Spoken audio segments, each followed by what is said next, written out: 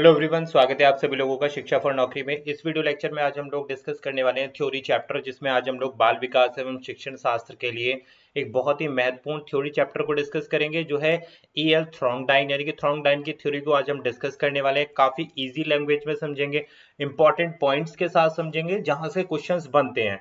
ज्यादा थ्योरी वाला पोर्शन में उलझने की कोशिश ना करते, बिल्कुल पॉइंट टू पॉइंट समझेंगे तो वीडियो काफी इंफॉर्मेटिव होगी। यहाँ से आप इजीली सीडीपी में आने वाले थ्रोंगडाइन के क्वेश्चन को इजीली आंसर कर पाएंगे। तो मेक श्योर आप वीडियो को लास्ट तक देखें भाई, क्योंकि काफी सारे इंपॉर्टेंट की कॉन्सेप्ट में वीडियो के मिड में बताता हूँ। तो ऐसा होता है कि आप थोड़ी सी वीडियो देख के अगर मिस करेंगे तो सारे पॉइंट्स को आप मिस आउट कर जाएंगे। स्टार्ट करते हैं अपनी आज की वीडियो। पेपर वन और पेपर टू दोनों के लिए ही ये वीडियो है भाई। सीडीपी की हम बात कर रहे हैं, थ्रोंगडाइन की थ्योरी को आज हम डिस्कस करने वाले हैं उत्तराखंड टेट के लिए, और जितनी भी टीचिंग एग्जाम है सभी के लिए ये इंपॉर्टेंट रहेगी वीडियो। तो देखते हैं भाई क्या बोलते हैं थ्रोंगडाइन और किस प्रकार की इनकी थ्योरी है। ये जो नोट्स हैं, जो पीडीएफ हैं, आपको मिल जाएंगे भाई। जो नीचे लिंक दिया है, वीडियो के डिस्क्रिप्शन में लिंक दिया गया है, वहां से आप जाकर इस नोट्स को बाय कर सकते हैं। और भी सारे जितने theory chapter plus MCQs plus syllabus, जो भी सारी चीजें मैं आपको उत्तराखंड टेट के लिए पढ़ा रहा हूँ, वो आप जाके परचेस कर सकते हैं मिनिमम चार्ज पर। और कोई भी डाउट हो तो टेलीग्राम में जाकर आप या कमेंट में जाकर मेंशन कर सकते हैं। स्टार्ट करते हैं वीडियो। थ्रोंगडाइन का जो प्रयास और त्रुटि का सिद्धांत है, तो इनकी थ्योरी को क्या बोला जाता है? ट्रायल एंड एरर थ्योरी भी बोला जाता है भाई थ्रोंगडाइन की थ्योरी को। यानी कि क्या मतलब है इसका? प्रयास और त्रुटि का सिद्धांत। ये क्यों नाम दिया गया है, आगे आने वाले आप जो थ्योरी समझेंगे उसमें आपको क्लियर हो जाएगा। तो देखो, ये थ्रोंगडाइन थे, इनको एडवर्ड एल थ्रोंगडाइन या ई एल थ्रोंगडाइन भी इनको बोला जाता है। इनका नियम किस प्रकार का है भाई? प्रयास एवं त्रुटि का सिद्धांत इनका, यानी कि ट्रायल एंड एरर थ्योरी अगर पूछा जाए किसने दी है, तो थ्रोंगडाइन ने दी है। तो किस चीज पर बेस करती है? सीखने की प्रक्रिया को समझने के लिए ये विकसित की गई थी भाई, कि भाई किसी भी चीज को, किसी नई चीज को हम किस तरीके से सीख सकते हैं। इसलिए थ्रोंगडाइन ने इस प्रक्रिया को या इस सिद्धांत को विकसित किया था। और यह सिद्धांत जो है मनोवैज्ञानिक शिक्षा में, शिक्षा मनोविज्ञान में बहुत ज्यादा महत्वपूर्ण है। आपने जब भी सीडीपी का नाम आता है तो ट्रायल एंड एरर थ्योरी या थ्रोंगडाइन की थ्योरी के बारे में जरूर सुना होगा, क्योंकि इसमें क्या होता है कि एक क्रमिक प्रक्रिया है। इसमें जो सिद्धांत में, इस थ्योरी में बेसिकली क्या बताया गया है कि सीखने का जो प्रक्रिया होती है वो कैसी होती है? क्रमिक, लगातार जो होती है, एक क्रम में चलने वाली प्रक्रिया है, जिसमें व्यक्ति बार बार प्रयास करता है और अपनी गलतियों से सीखता है। किस चीज से सीख रहा है? ट्राई कर रहा है भाई, फेल हो रहा है व्यक्ति, ठीक है, ट्राई कर रहा है, उसके बाद फेल हो रहा है, फिर दोबारा से उस चीज को ट्राई कर रहा है। तो क्या कर रहा है वो? अपनी जहां फेल हो रहा है अपनी गलतियों को देख रहा है, अपनी गलतियों का एहसास कर रहा है, फिर उससे सीख रहा है। तो यह सिद्धांत किस चीज पर आधारित है? कि किसी व्यक्ति की समस्या को हल करने के लिए विभिन्न प्रयास करता है और प्रयास सफलतापूर्वक प्रयास को उन्हें दोबारा से दोहराता है। बात क्लियर हो गई कि भाई किसी भी चीज को करने के लिए व्यक्ति क्या कर रहा है? सबसे पहले प्रयास कर रहा है। प्रयास अगर उसका सक्सेसफुल नहीं है, जहां उसकी कमियां हैं, फिर उसको पुनः दोबारा रिपीट करता है और चीजों को अचीव करता है, प्राप्त करता है। तो ये क्या है? सीखने की प्रक्रिया है, जो प्रयास और त्रुटि का सिद्धांत कहलाता है। यानी कि ट्रायल करता है और एरर आती है उसमें, फिर दोबारा से ट्राई करता है। ई एल थ्रोंगडाइन ने ये नियम को दिया है, इसको हम ट्राई एंड एरर भी बोलते हैं। तो देखो, एडवर्ड थ्रोवर्ड ने किस प्रकार का नियम दिया? ट्रायल एंड एरर का नियम दिया है। इसके साथ साथ हम इसको भी बोलते हैं लॉ ऑफ इफेक्ट, यानी कि प्रभाव का नियम भी इसको हम बोलते हैं। दूसरा, जो बीएफ स्किनर है, जो ऑलरेडी हम थ्योरी चैप्टर में पढ़ चुके हैं, जो मनोवैज्ञानिक है, साइकोलॉजिस्ट हैं, इन्होंने किस प्रकार की थ्योरी दी है? ऑपरेंट कंडीशनिंग थ्योरी दी है। अब देखो यहाँ एरो लगा है, इसका क्या मतलब है? कि एडवर्ड थ्रोंगडाइन जो है बीएफ स्किनर से प्रभावित है भाई। ठीक है, इस चीज को ध्यान रखना। कैसे प्रभावित है वो आगे मैं आपको बिल्कुल एक्सप्लेन कर दूंगा, कि यहाँ पर बीएफ स्किनर का जिक्र क्यों किया गया, ऑपरेंट कंडीशनिंग का प्रयोग क्यों किया गया है। ऑपरेंट कंडीशनिंग यानी कि बिहेवियर पर व्यवहारवाद पर जोर देती है। यहाँ पर किस पर बात हो रही है? यहाँ पर भी किस पर बात हो रही है भाई? ट्रायल एंड एरर थ्योरी पर बात हो रही है, सीखने के सिद्धांत पर बात हो रही है। तो बीएफ स्किनर को क्यों इंट्रोड्यूस किया है, उसको हमें आगे थ्योरी में जब एंड करेंगे हम इसको, तो आपको ऑलरेडी क्लियर हो जाएगा जो चीजें मैं अभी आगे पढ़ाने वाला हूँ। तो समझते हैं भाई आगे कि थ्रोंगडाइन का प्रयास और त्रुटि का सिद्धांत जो है, उसमें मुख्य बिंदु क्या क्या है, जो इंपॉर्टेंट पॉइंट्स हैं उनकी बात करेंगे। कि भाई देखो, सीखने की प्रक्रिया प्रयास एंड त्रुटि, जिसको हम ट्रायल एंड एरर कह रहे हैं, इसके द्वारा संचालित होती है। यह प्रक्रिया जो होती है जब तक जारी रहती है जब तक कि सही प्रतिक्रिया नहीं मिल जाती। देखो, ट्राई कर रहे हैं हम किसी चीज को। फॉर एग्जाम्पल आप समझ लो, आप साइकिल चलाना सीख रहे हो या बाइक चलाना सीख रहे हो, तो आप क्या करोगे? पहले ट्राई करोगे। पहली बार में तो नहीं सीख जाओगे, फेल हो जाओगे, ठीक है, फिर दोबारा ट्राई करोगे, फिर उसमें कुछ इंप्रूवमेंट होगा, फिर दोबारा फेल हो रहे हो, फिर ट्राई कर रहे हो, तो ये प्रक्रिया कब तक चलती जाती है? जब तक कि आप बाइक या साइकिल चलाना सीख नहीं जाते। तो इसी को हम क्या कह रहे हैं, सीखने का एक क्या है, प्रक्रिया होती है पूरी, कि हम प्रयत्न करते हैं, उसके बाद हम चीजों को देखते हैं कि क्या उसका रिएक्शन आ रहा है, क्या रिस्पॉन्स आ रहा है, फिर उसमें जो कमियां होती है उसको हम सही करते हैं, ठीक है। तो इसे कभी कभी क्या बोला जाता है, कनेक्सिज्म भी बोला जाता है। कनेक्सिज्म यानी कि कनेक्ट करके देखना, जोड़ कर देखना चीजों को, ये भी कहा जाता है, क्योंकि ये विभिन्न प्रतिक्रियाओं के बीच कनेक्शन स्थापित करने पर आधारित होती है। बात क्लियर हो गई इतनी, कि थ्रोंगडाइन बेसिकली बोल रहे हैं कि जो सीखने की प्रक्रिया होती है वो किसके द्वारा संचालित होती है, कि भाई वो प्रतिक्रिया के द्वारा संचालित होती है। अगर सही प्रक्रिया मिल गई है तो भाई थ्योरी पूरी हो जाएगी, सही प्रक्रिया नहीं मिली तो वो चीजें चलती रहेंगी। तो ये क्या है, कनेक्शन की थ्योरी हो गई। नेक्स्ट आता है कि भाई ये जो उसमें मुख्य और दूसरा पॉइंट आता है कि प्रयोगात्मक अध्ययन है। प्रयोगात्मक यानी कि प्रैक्टिकल, प्रैक्टिकल स्टडी करते हैं। थ्रोंगडाइन ने अपनी इस थ्योरी को सिद्ध करने के लिए पशुओं पर प्रयोग किए हैं। भाई देखो, विशेष रूप से उन्होंने, जो थ्रोंगडाइन का नियम आता है वो किस चीज पर बेस करता है? थ्रोंगडाइन का नियम जो बिल्ली का, यानी कि जो कैट पर एक्सपेरिमेंट होता है उस पर बेस्ड करता है। उन्होंने बिल्लियों को एक पिंजरे में, यानी कि पजल बॉक्स में बंद किया और खाने की चीजों को पिंजरे के बाहर रख दिया। पिंजरे से बाहर निकलने के लिए जो पिंजरा था उसमें क्या लगा दिया, एक लीवर लगा दिया, ठीक है। अब लीवर दबाने की आवश्यकता होती है जब बिल्ली को पिंजरे से बाहर निकलना है। तो बिल्ली ने कई बार प्रयास किया, गलती की, और अंत में लीवर दबाकर पिंजरे से बाहर निकल आई। क्यों निकल आई? क्योंकि उसको खाना खाना था, और खाना कहाँ रखा था? पिंजरे के बाहर रखा था, और पिंजरे में लीवर लगा हुआ था। आप इस फिगर से देख सकते हो कि यहाँ पर कैट थी भाई, ये था हमारे पास लीवर, तो कैट इसके अंदर थी, पिंजरे के अंदर थी, लेकिन बाहर क्या थी? फिश थी। तो बिहेवियर क्या हुआ, कैट ने देखा कि मुझे फिश को खाना है, यहाँ पर लीवर लगा हुआ था, तो उसने प्रयास किया निकलने का। उसको नहीं पता था कि इससे पिंजरे से बाहर कैसे निकला जा सकता है। तो कैट ने क्या किया, बार बार प्रयत्न किया। सडनली उससे जो लीवर था पिंजरे में लगा हुआ वो दब गया और पिंजरा खुल गया, और इसने क्या किया, कैट ने जो फिश को खा लिया। पर ये पूरा एक क्या था, प्रयोग था। अब फिर दोबारा से कैट को अंदर बंद कर दिया गया, फिर दोबारा से फूड को बाहर रखा गया। तो अब जो कैट ने प्रतिक्रिया दी, जो बिल्ली ने प्रतिक्रिया दी, उसको देखा कि बिल्ली ने गेट खोलने के लिए, यानी कि ये पिंजरे को खोलने के लिए लीवर को किस प्रकार दबाया। तो बार बार ये एक्सपेरिमेंट किया गया, तो ये देखा गया कि पहले जो बिल्ली ने प्रयास किए थे और जो बाद में जो प्रयास किए हैं वो कम थे, पहले प्रयास ज्यादा थे, क्योंकि बिल्ली को पता चल गया है कि भाई किस प्रकार की क्रिया करने से पिंजरा खुल जाता है। तो ये क्या है, ट्राई एंड एरर है। एक बार किया नहीं खुला पिंजरा, दूसरी बार किया नहीं खुला, तीसरी, तो लास्ट में क्या हो गया, एक रेस्पॉन्स मिल गया कि हाँ भाई लीवर दबाने से पिंजरा खुल जाएगा। तो बिल्ली को समझ में आ गया। तो ये क्या है भाई, सीखने का सिद्धांत है, और इसमें बिहेवियर भी इंक्लूड हो रहा है, क्योंकि रिस्पॉन्स मिल रहा है चीजों से। इसीलिए मैंने आपको ऑपरेंट कंडीशनिंग बीएफ स्किनर के बारे में वहां पर दिखाया था। तो भाई देखो, सीखने के सिद्धांत का स्वरूप जो होता है कि थ्रोंगडाइन ने पाया कि बिल्ली ने शुरुआत में अनियमित और असंबद्ध गतिविधियां करी। किस प्रकार की गतिविधि करी भाई? अनियमित रूप से गतिविधि करी, क्योंकि बिल्ली को थोड़ी पता था लीवर दबाने से पिंजरा खुल जाएगा।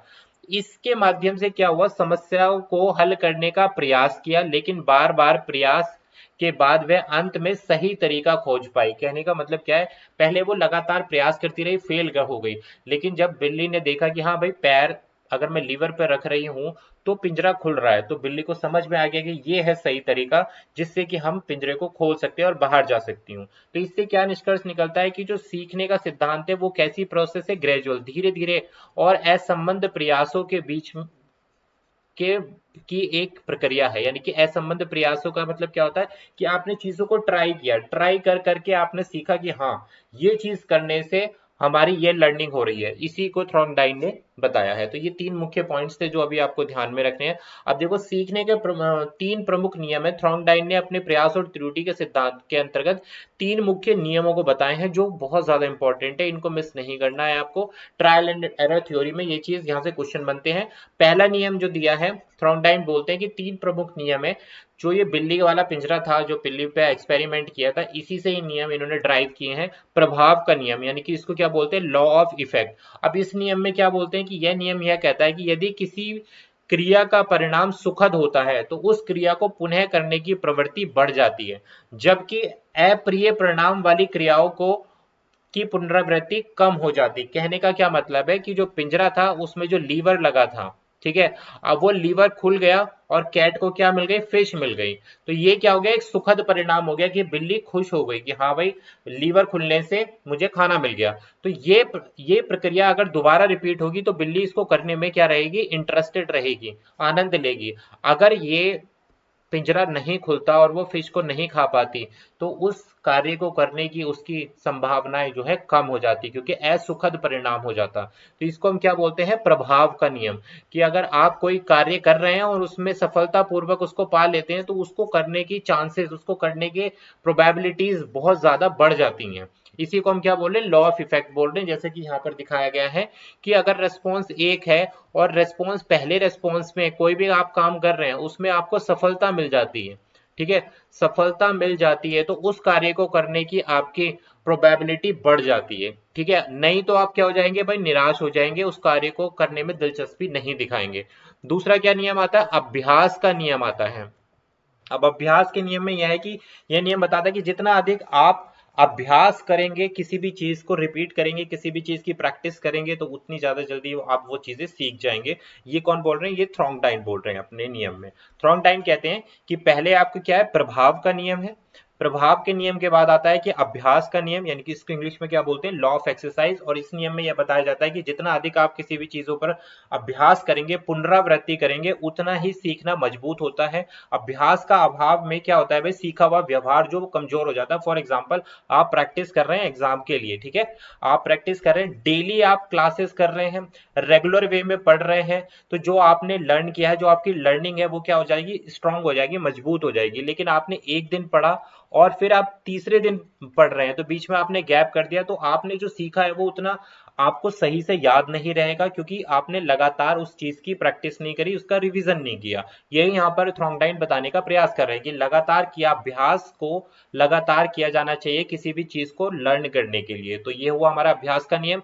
तीसरा जो इफेक्ट आता है वो आता है हमारे पास में तैयारी का नियम, जिसको हम बोलते हैं लॉ ऑफ एक्सरसाइज या law of readiness, sorry, law of readiness. कि किसी भी चीज को सीखने की मनोस्थिति आपकी होनी चाहिए। आप किसी चीज को लर्न करना चाहते हैं, आप किसी चीज को सीखना चाहते हैं तो आपकी मनोदिशा होनी चाहिए, तभी तो आप उस चीज को सीख पाएंगे। फॉर एग्जाम्पल आपको ड्राइविंग करनी है, ठीक है, अगर आप अपने मन से नहीं तैयार है ड्राइविंग करने के लिए तो ड्राइविंग, जो भी ड्राइवर है या जो ड्राइविंग सिखाने वाला है वो आपको कितना ही एफर्ट लगा ले, आप कभी भी उसको ड्राइविंग नहीं सिखा पाओगे। क्यों, क्योंकि आपने मन में तो ये है कि यार ठीक है, मेरे को सिखा देगा तो ठीक है, नहीं तो कोई बात नहीं। लेकिन खुद से आप प्रयास नहीं कर रहे, खुद से आप तैयार नहीं हो। आप एक बार मोटिवेट हो जाओगे कि हाँ मुझे ड्राइविंग सीखनी है, कुछ भी हो जाए, मुझे डेली जाना है ड्राइविंग सीखने के लिए, और जो ड्राइवर है, जो सिखाने वाला है, उससे मुझे चीजें पूछनी है कि हाँ भाई ड्राइव किस तरीके से की जाती है। तो इसे क्या बोल रहे हैं, लॉ ऑफ रेडीनेस बोल रहे हैं। ये नियम क्या दर्शाता है कि सीखना तभी प्रभावी होता है जब व्यक्ति मानसिक रूप से तैयार हो जाता है। कि पहले आप मानसिक रूप से तैयार हो,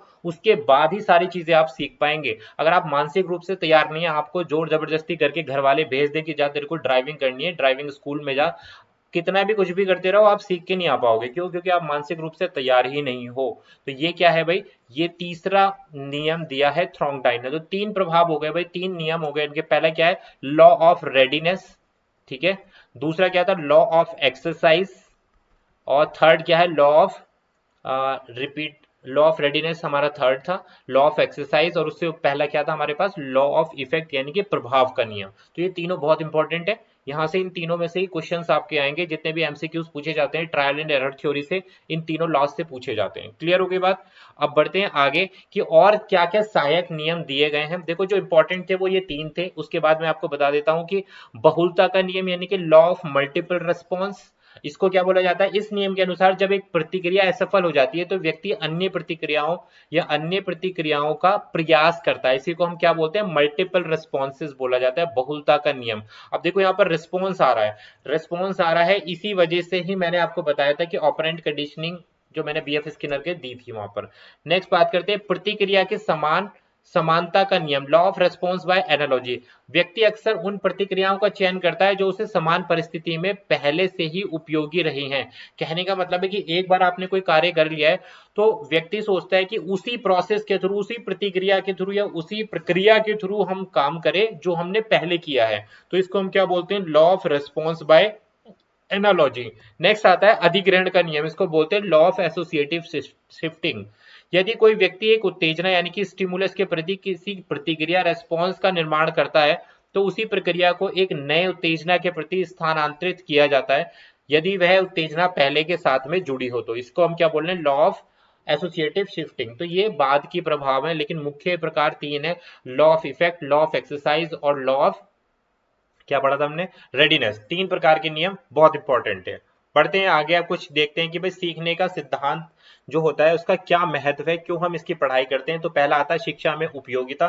जो ट्रायल एंड एरर थ्योरी है वो इस सिद्धांत के अनुसार जो शिक्षण प्रक्रियाएं हैं उनको किया जा सकता है कि जहां बच्चा विभिन्न समस्याओं को हल करने के लिए प्रेरित किया जा सकता है। कि बच्चे को आप अगर एक बार मैथ्स का क्वेश्चन सॉल्व नहीं कर पा रहा है तो आप उसको प्रेरित कर सकते हैं कि भाई आप दोबारा ट्राई करो, दोबारा सॉल्व करो क्वेश्चन को। तो ये क्या है, ट्राई एंड एरर करो, सीखो और अपनी त्रुटि देखो कि कहां मिस्टेक कर रहे हो। तो इसका उपयोग शिक्षा में बहुत ज्यादा है इस नियम का। दूसरा, व्यवहार संबंधित परिवर्तन में ट्रायल एंड एरर थ्योरी का इस्तेमाल कर सकते हैं हम। इस सिद्धांत का उपयोग व्यवहार को सुधारने और बदलने के लिए भी किया जा सकता है। इसे व्यवहार परिवर्तन के कार्यक्रमों में, बिहेवियर मॉडिफिकेशन प्रोग्राम में व्यापक रूप से अपनाया गया है। इसीलिए थ्योरी ऑफ बिहेवियरिज्म जो हमने अभी देखी थी, बीएफ स्किनर की ऑपरेंट थ्योरी, रेस्पॉन्स और स्टिमुलस से कनेक्ट थी। तो यहाँ पर बिहेवियर मॉडिफिकेशन प्रोग्राम्स, तो ये आ गया ना। यहाँ पर व्यवहार संबंधी परिवर्तनों में भी हम ट्रायल एंड एरर थ्योरी का इस्तेमाल करते हैं।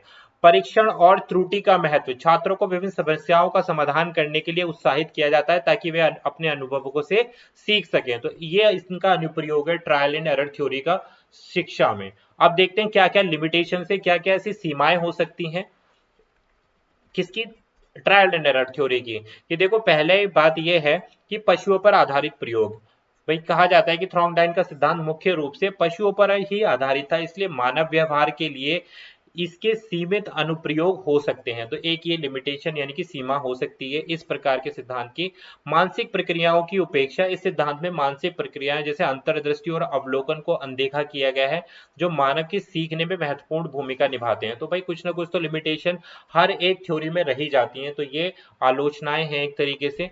तो फाइनल निष्कर्ष क्या निकलता है कि भाई देखो थ्रॉन्गडाइन ने प्रयास और जो त्रुटि का सिद्धांत दिया है वो सीखने के क्षेत्र में एक महत्वपूर्ण योगदान है। भाई किसके, लर्निंग फील्ड में एक महत्वपूर्ण योगदान है। और यह सिद्धांत जो है यह समझने में मदद करता है कि कैसे विभिन्न प्रयासों और गतिविधि के माध्यम से एक व्यक्ति समाधान तक, यानी कि प्रयास करे जाओ, ट्राई करे जाओ, लास्ट तक आप क्या पहुंच जाओगे, सॉल्यूशन पर पहुंच जाओगे। ठीक है, तो इससे क्या होगी, आपकी एक लर्निंग होगी। तो यह सिद्धांत शिक्षकों के लिए बहुत ज्यादा महत्वपूर्ण है क्योंकि यह बताता है कि सीखना कैसा है भाई, एक सतत प्रकार की प्रक्रिया है, लगातार रूप से चलने वाली प्रक्रिया है सीखना, जो अभ्यास, सकारात्मक परिणाम और मानसिक तैयारी पर निर्भर करती है। आप मानसिक रूप से तैयार होने चाहिए, आपको अभ्यास करना आना चाहिए, और जो प्रभाव है वो प्रभाव का जो हमने नियम देखा, लॉ ऑफ इफेक्ट जो हमने देखा, तो ये तीनों चीजें सम्मिलित होनी चाहिए, तभी आप किसी भी चीज को किसी भी लर्न कर सकते हैं। ठीक है भाई, तो ये था हमारा थ्रॉन्गडाइन का नियम, जिसमें हमने क्या चीज देखी भाई, थ्रॉन्गडाइन ने ट्रायल एंड एरर थ्योरी का दिया है। दूसरी बात, उन्होंने जो प्रभाव का नियम, एक्सरसाइज का नियम और 3 प्रकार के जो लॉ ऑफ रेडीनेस, तो इन जो 3 प्रकार के नियम के माध्यम से हम किस प्रकार से लर्निंग कर सकते हैं उसको हमने समझा और इनके 2 क्रिटिसिज्म देखे और शिक्षा में इसका अनुप्रयोग देखा है। इससे बाहर आपको थ्रॉन्गडाइन का नियम में क्वेश्चन देखने के लिए मिलेगा ही नहीं। आपको बेसिक कॉन्सेप्ट ये समझना है कि थ्रॉन्गडाइन बेसिकली कहते क्या है, सीखने के सिद्धांत में क्या बता रहे हैं। उनका प्रयोग कैट पर आधारित है, यानी कि बिल्ली पर आधारित है। बिल्ली के बिहेवियर पर आधारित है कि किस प्रकार से बिल्ली प्रयास करने के बाद जो है अपने बिहेवियर को सीखती है, कि यानी कि फिर सीधा क्या करती है बिल्ली, लीवर को दबाती है और बाहर निकल जाती है। तो उसने यहाँ से क्या किया, लर्निंग करी है। तो इस प्रकार से हम थ्रॉन्गडाइन के नियम को समझना है, रटना नहीं है, समझना है यहाँ से। तो वीडियो पसंद आ गया हो तो लाइक कर देना, कोई भी डाउट रह गया हो अगर चैप्टर में तो आप कमेंट कर सकते हैं। वीडियो को ज्यादा से ज्यादा शेयर करो भाई, कमेंट जरूर करो, और चैनल पर नए हो तो सब्सक्राइब कर सकते हो। इस वीडियो का पीडीएफ आपको नीचे दिए गए लिंक पर मिल जाएगा, आप जाकर बाय कर सकते हैं लिंक से। जितने भी मैं अभी नोट्स और जो पीडीएफ है सब वहीं पर ही आपको मिल जाएंगे। आप जो नीचे लिंक दिया गया है टेलीग्राम पर आप कनेक्ट कर सकते हैं शिक्षा फॉर नौकरी को। थैंक यू फॉर वॉचिंग, मिलेंगे आपसे एक और नए थ्योरी चैप्टर के